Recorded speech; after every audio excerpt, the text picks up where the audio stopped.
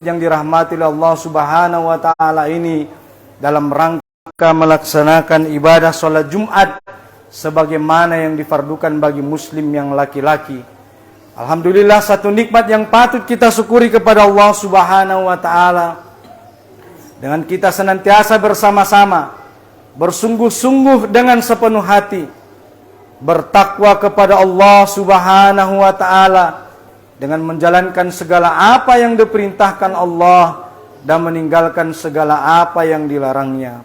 Mudah-mudahan dengan seperti itulah kita semua jamaah Masjid Al-Ikhlas yang dirahmati oleh Allah, insyaallah akan tergolong sebagai hamba-hamba yang bertakwa di hadapan Allah Subhanahu wa taala, yang insyaallah dengan ketakwaan itulah yang akan menjadi kunci bagi kita untuk bisa masuk surganya Allah Subhanahu wa taala. Sebagaimana Allah mengatakan dalam Quran surah Ad-Zumar, wasiqal ladzina taqaw rabbahum ilal jannati jumara. Dimasukkan orang-orang yang bertakwa kepada Allah Subhanahu wa taala ke dalam surganya Allah zumara, yaitu secara berkelompok-kelompok dan berjamaah-jamaah. Menurut penjelasan Imam Ibnu Katsir, bahwa yang dimaksud dengan zumara adalah jama'atan ba'da jama'atin, yaitu secara berkelompok-kelompok dan bergerombol-gerombol. Seperti itulah kita insyaallah akan masuk surganya Allah Subhanahu wa taala, dan satu-satunya kunci surga yang bisa menjamin kita untuk bisa masuk ke surganya Allah Subhanahu wa taala itulah takwa kita kepada Allah Subhanahu wa taala. Oleh karena itu, kalau kita ditanya jamaah sekalian yang dirahmati oleh Allah, apa yang paling penting di dalam kehidupan kita, maka tidak ada lain dan tidak bukan melainkan takwa kita kepada Allah Subhanahu wa taala. Maka marilah kita bertakwa kepada Allah Subhanahu wa taala dengan senantiasa menjaga keimanan dan ketakwaan kita kepada Allah Subhanahu wa taala dengan menjalankan segala apa yang diperintahkan dan meninggalkan segala apa yang dilarang. Ma'asyiral muslimin, jamaah Jumat yang dirahmati oleh Allah Subhanahu wa taala. Salawat dan salam tak lupa dan tak bosan senantiasa kita sampaikan kepada manusia terbaik sepanjang zaman yang pernah ada di muka bumi ini. Beliaulah baginda Rasulullah sallallahu alaihi wasallam. Allahumma sholli ala sayyidina Muhammad wa ala ali sayyidina Muhammad, yang mana syafaat dan pertolongan beliaulah yang kita harap-harapkan di yaumil akhir kelak. Oleh karena itu, kalau kita mau tergolong sebagai umat Nabi Muhammad sallallahu alaihi wasallam, mari kita pahami dan kita baca apa petunjuk daripada Rasulullah sallallahu alaihi wasallam dalam hadis-hadis beliau. Insyaallah dengan begitu kita akan tergolong sebagai umat Nabi Muhammad sallallahu alaihi wasallam. Ma'asyiral muslimin, jamaah Jumat yang dirahmati Allah Subhanahu wa taala, bahwa kita ketahui bahwa kehidupan kita di dunia ini hanyalah kehidupan yang sementara. Allah Subhanahu wa taala mengatakan, "Wa mal hayatud dunya illa mata'ul gurur."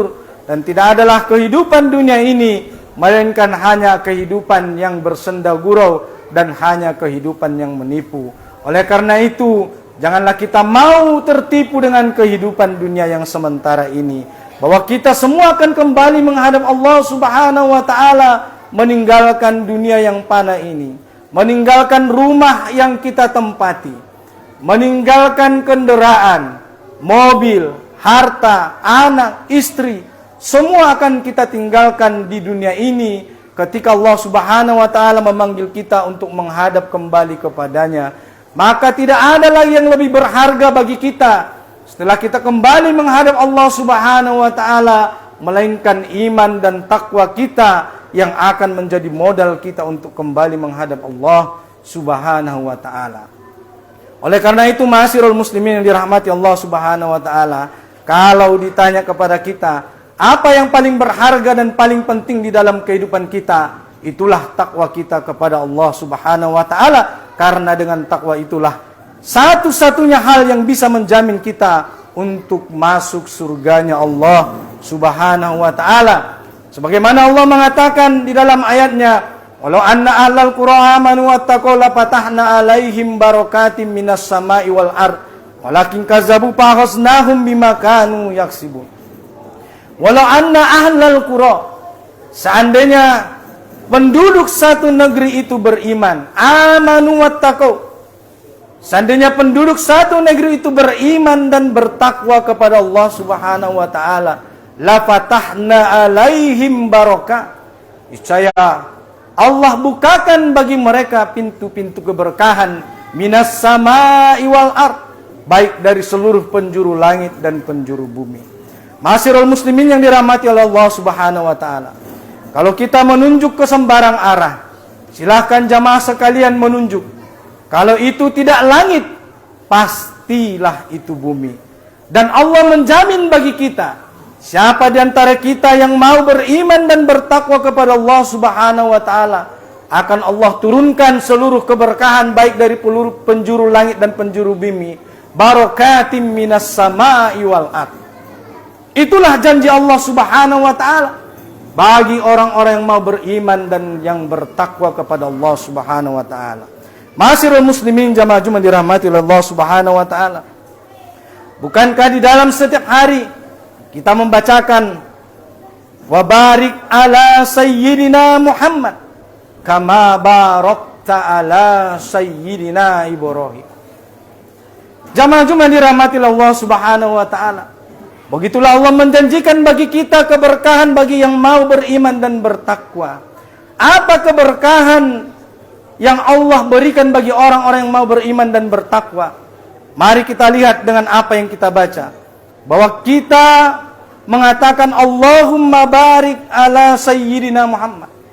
Ya Allah, berikanlah keberkahan bagi Rasulullah Muhammad sallallahu alaihi wasallam kama barakta ala sayyidina Ibrahim, sebagaimana keberkahan yang didapatkan oleh Nabi Ibrahim alaihissalam.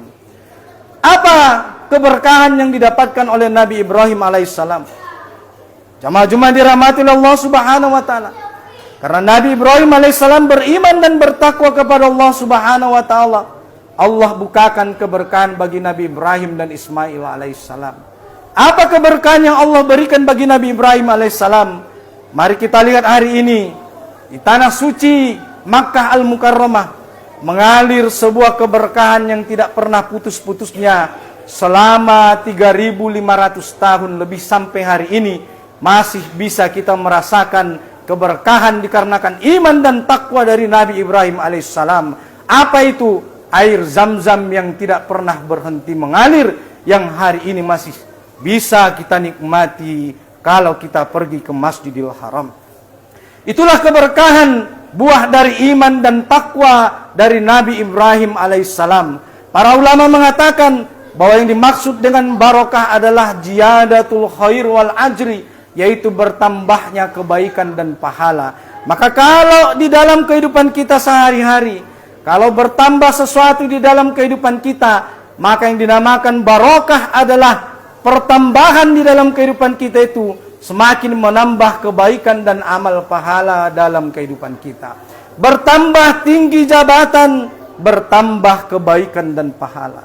Bertambah rumah, bertambah kebaikan dan pahala. Bertambah harta, bertambah kebaikan pahala dan kebaikan amal. Bertambah anak, bertambah kebaikan dan pahala kita di hadapan Allah Subhanahu wa taala. Itulah yang dimaksud dengan barokah, yaitu ziyadatul khair, bertambahnya kebaikan, dan wal ajri, yaitu pahala di hadapan Allah Subhanahu wa taala. Bukan malah sebaliknya.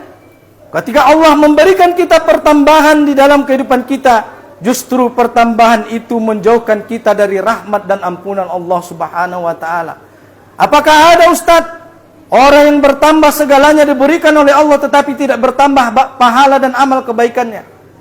Tentunya banyak sekali. Mari kita lihat di sekeliling kita. Banyak orang-orang yang Allah berikan pertambahan di dalam kehidupannya, tetapi justru pertambahan itu tidak membuat dia semakin baik dan bertambah amal pahala di hadapan Allah Subhanahu wa taala. Ada orang yang bertambah jabatan, bukan bertambah kebaikan, tetapi justru dia semakin jauh dari keimanan dan ketakwaan kepada Allah Subhanahu wa taala, atau justru malah dia ditangkap oleh KPK. Ada orang yang dikarenakan bertambahnya harta, atau justru seseorang itu dengan hartanya dia semakin menjauh dari hadapan Allah Subhanahu wa taala. Yang semestinya pertambahan itu menambah amal kebaikan di hadapan Allah Subhanahu wa taala. Ma'asyiral muslimin yang dirahmati Allah Subhanahu wa taala. Oleh karena itu, jangan kita mengorbankan takwa demi jabatan. Ada orang yang mengorbankan ketakwaannya demi meraih suatu jabatan. Ada orang yang mengorbankan ketakwaannya demi meraih harta dunia yang tidak seberapa. Padahal Allah menjamin, wallahu khairur razikin, bahwa Allah adalah sebaik-baik pemberi rezeki.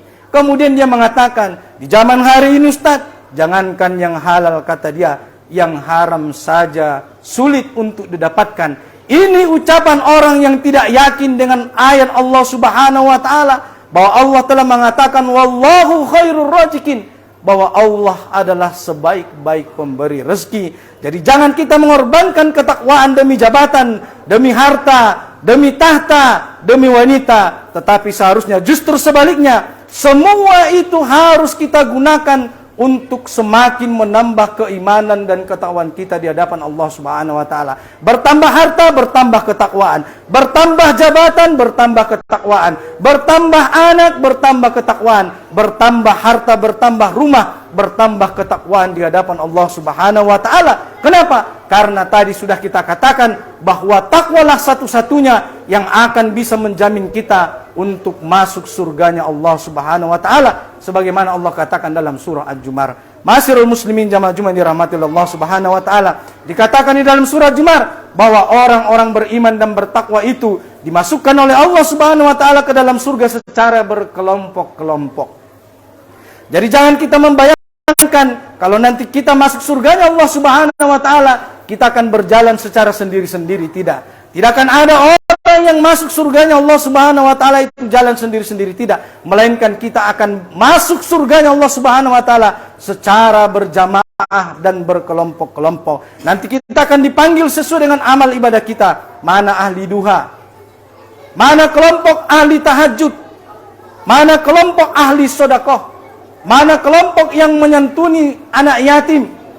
Maka kita termasuk kelompok yang mana? Silahkan dihisab dan dihitung sendiri jamaah yang dirahmati Allah Subhanahu wa taala. Mudah-mudahan kita termasuk di antara satu kelompok yang Allah kumpulkan secara berjamaah ke dalam surganya Allah Subhanahu wa taala. Mudah-mudahan juga jamaah Masjid Al-Ikhlas ini termasuk sebagai ashabul jannah, yaitu orang-orang penghuni surga. Ashabul yamin, yaitu golongan kanan yang Allah masukkan ke dalam surga, bukan ashabus simal atau ashabun nar, yaitu penghuni neraka atau orang-orang yang mendapatkan termasuk golongan kiri.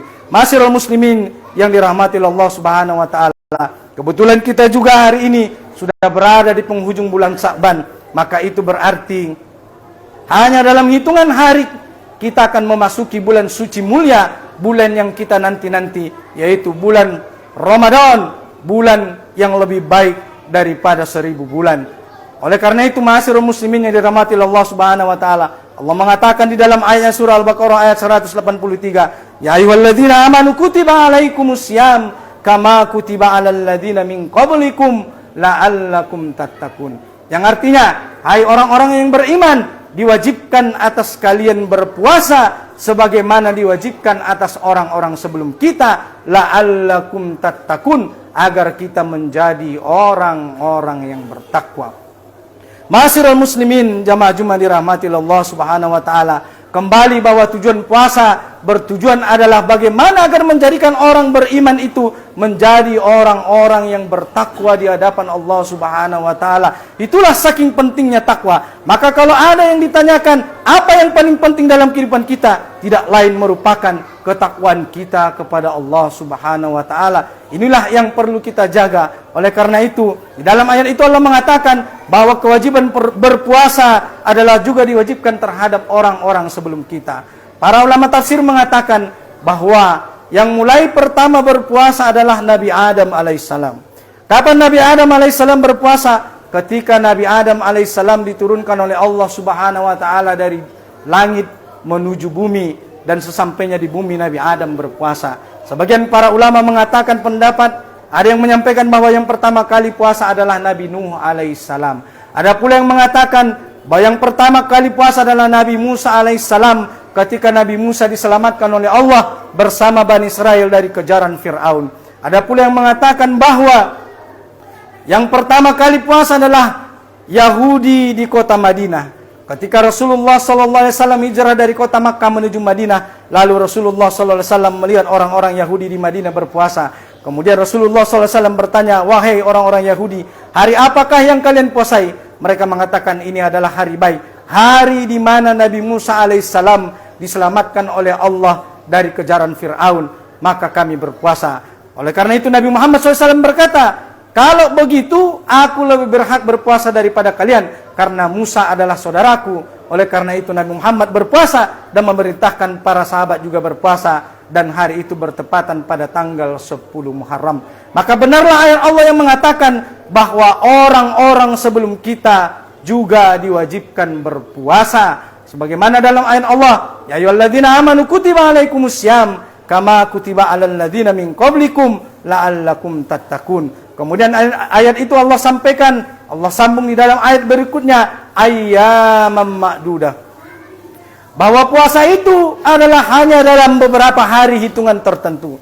Tidak setiap bulan kita melakukan yang namanya puasa Ramadan, tetapi puasa Ramadan itu hanya sekali dalam 1 tahun, yaitu di 1 bulan, itulah bulan Ramadan. Karena itu Rasulullah SAW mengatakan bahwa sayyidus suhur, bahwa penghulu dari segala bulan adalah bulan Ramadan, dan penghulu segala hari adalah hari Jumat. Inilah hari di mana kita melaksanakan ibadah salat Jumat. Oleh karena itu, puasa itu tidak setiap bulan, tetapi hanya 1 bulan dalam 12 tahun. Oleh karena itu, marilah kita bergembira, marilah kita sambut bulan Ramadan dengan riang hati.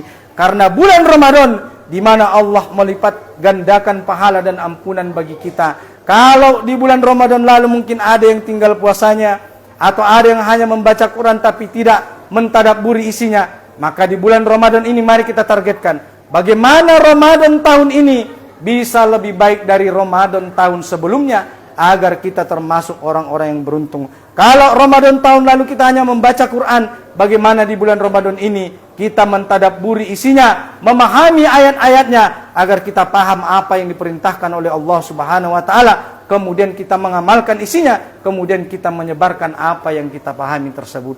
Ma'asyiral muslimin yang dirahmati oleh Allah Subhanahu wa taala.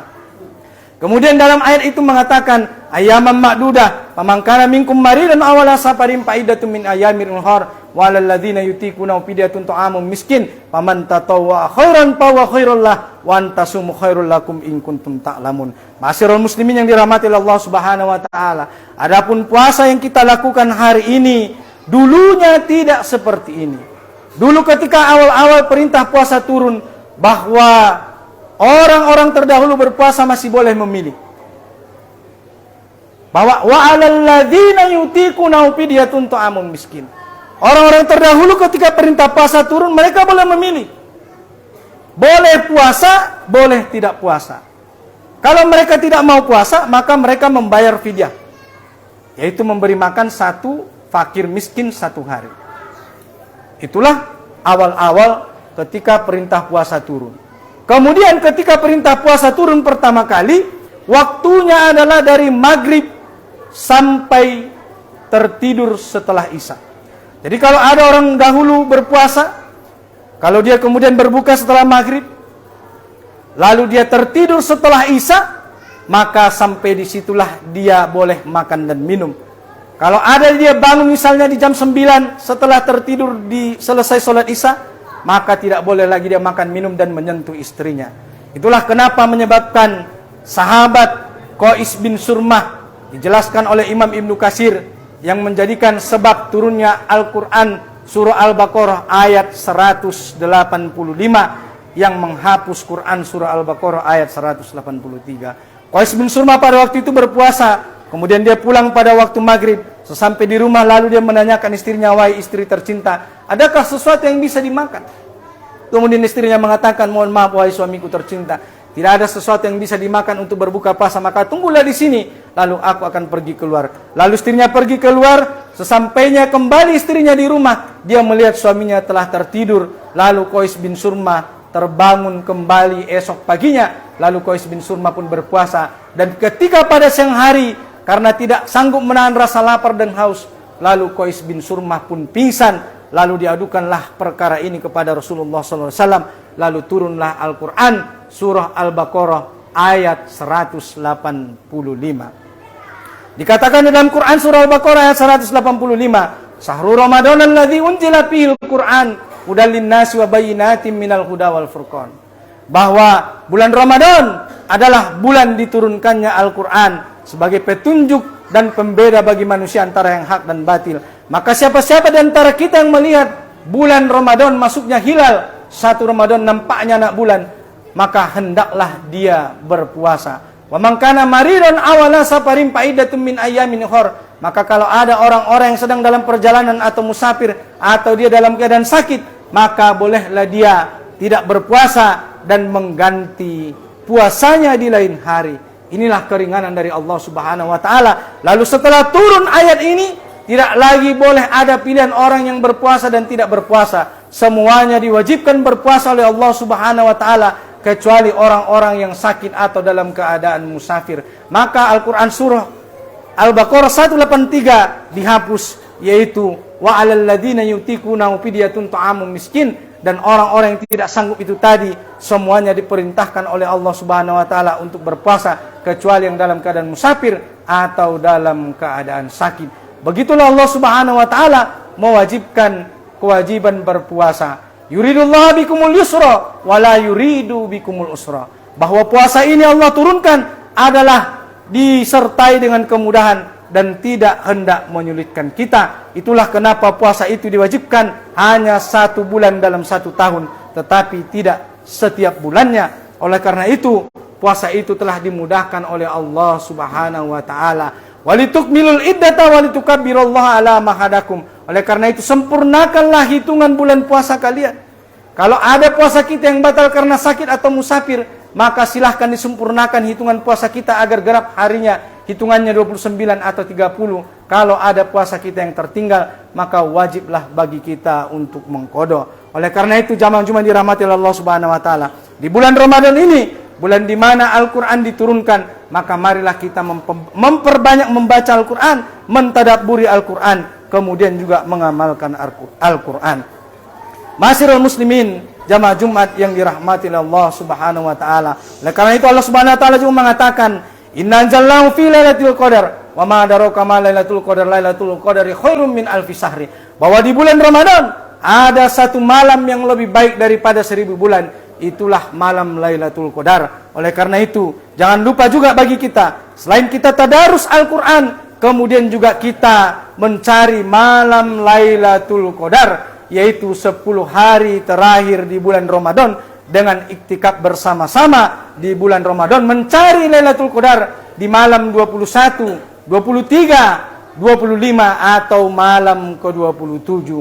Karena 1000 bulan itu, 1 malam lebih baik dari 1000 bulan, itu belum tentu kita temui. Kalau kita bagi 1000 bulan dibagi 12, maka harus kita menunggu selama 83 tahun usia kita, baru kita bisa menemui pahala sebaik itu.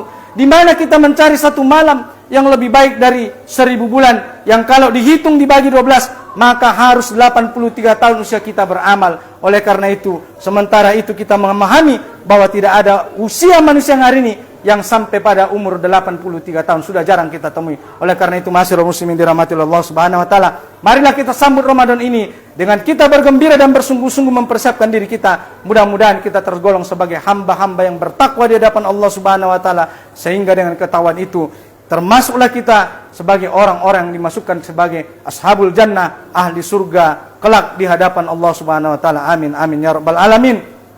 Barakallah li wa lakum fil Qur'anil Karim, wa nafa'ani wa iyyakum bima fihi minal ayati wa dzikril hakim, wa taqabbalallahu minna wa minkum tilawatahu innahu was-sami'ul alim. Aqulu qouli hadza wa astaghfirullahal adzim, innahu huwal ghafurur rahim.